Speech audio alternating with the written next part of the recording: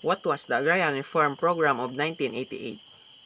The Comprehensive Agrarian Reform Program of 1988, also known as CARP, is a Philippine state policy that ensures and promotes welfare of landless farmers and farm workers, as well as elevation of social justice and equity among rural areas.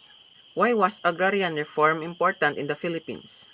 The CARP, ratified by President Corazon Aquino in 1988, was hailed as an important piece of legislation because it went beyond the scope of previous land reform programs by including in its coverage the acquisition and distribution of all private agricultural land regardless the crop produced.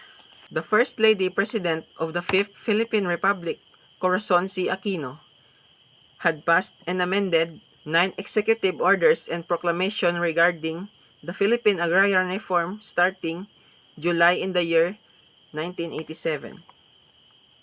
First and foremost, she declared full ownership to qualified farmer beneficiaries covered by Presidential Decree number 27 under the Executive Order number 228.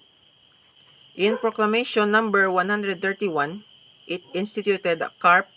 It created a special fund known as the Agrarian Reform Fund or ARF.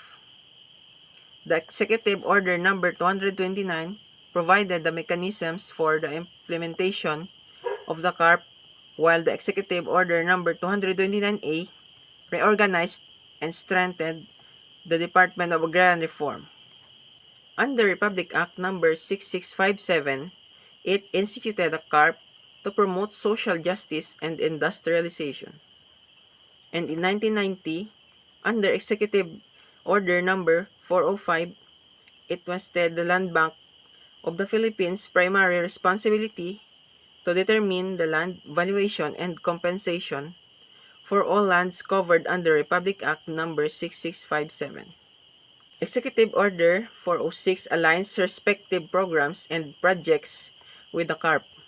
Then, with Executive Order number 407, quickened the acquisition and distribution of agricultural lands, pasture lands, fish ponds, agroforestry lands, and lands of the Republic domain suitable for agriculture. For areas, it was amended under Executive Order number 448. The policies of agrarian reform under President Corazon Aquino had a big help to farmers, especially in rural areas in the country. Let's hold hands together and support the agrarian reform policies for our farmers.